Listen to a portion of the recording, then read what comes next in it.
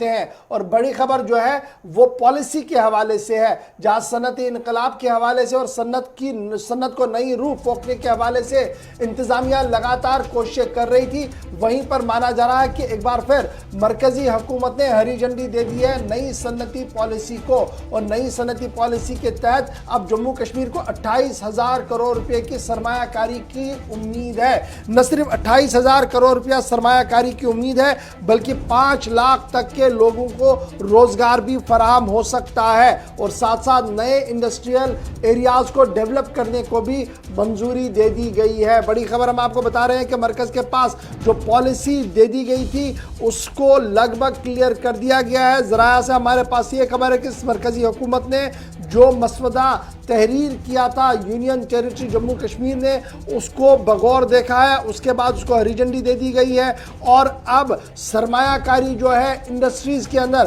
وہ 28,000 کروڑ روپے تک ہو سکتی ہے۔ پروپوزل موو کیا گیا ہے 28,000 کروڑ روپے کی سرمایہ کاری کا، اور اگر یہ سرمایہ کاری ہوتی ہے تو تقریباً 4 سے 5 لاکھ تک کی نوکریاں یونین ٹیریٹری جموں کشمیر کے نوجوانوں کو مل سکتی ہے۔ اور پالیسی کا مقصد اور مدعا جو ہے وہ صرف اور صرف یہ ہے کہ صنعت کو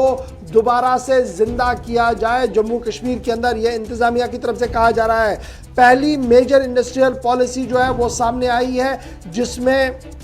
نئے انڈسٹریل ایریاز کو سیٹ اپ کیا جائے گا، سرمایہ کاری کے لیے دروازے کھول دیے گئے ہیں، نہ صرف ملکی سرمایہ کاروں کے لیے بلکہ بین الاقوامی سطح پر بھی اگر کوئی کمپنی سرمایہ کاری کے لیے آتی ہے اس کے لیے دروازے کھول دیے گئے ہیں، اور خد و خال جو ہے قانون کا وہ تحریر کر دیا گیا ہے۔ پہلے سرمایہ کاری کیوں نہیں ہو رہی تھی؟ بڑا سوال یہ ہے۔ مانا جا رہا ہے کہ سرمایہ کاری اس لیے نہیں ہوتی ہے کیونکہ زمین والا معاملہ تھا، اور 35A اور 370 ختم ہونے کے بعد وہ رستہ جو ہے وہ ہموار ہو گیا ہے۔ لیکن ماہر قانون اور سیاست پر نظر رکھنے والے لوگوں کا ماننا ہے اور سابق وزراء کا ماننا ہے کہ ہمارے پاس جو جامعہ پالیسی تھی اس وقت بھی سرمایہ کاری ہو سکتی تھی، اگر کوئی انڈسٹری آتی تو اسے باضابطہ طور پر لیز پر زمین دی جا سکتی تھی، زیادہ کوئی ہیر پھیر اس میں نہیں ہے، لیکن صرف سرمایہ کاری کرنے کی بات ہے، اور اگر سرمایہ کاری ہوتی ہے 28,000 کروڑ روپے انویسٹمنٹ ہوتی ہے تو ضرور جموں کشمیر کو فائدہ ملے گا۔ لیکن جس طریقے سے پروجیکٹ کرنے کی کوشش کی جا رہی ہے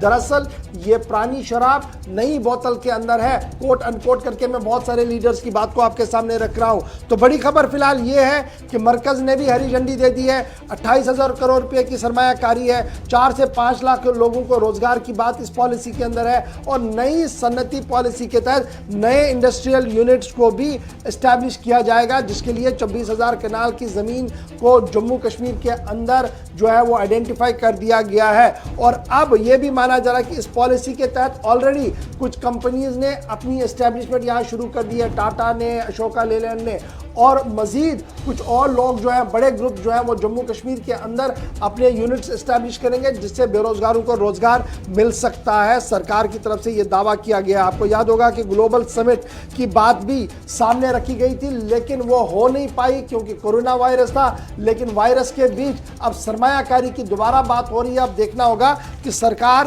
کس طریقے سے اپنے اس فیصلے کو آگے بڑھا سکتی ہے۔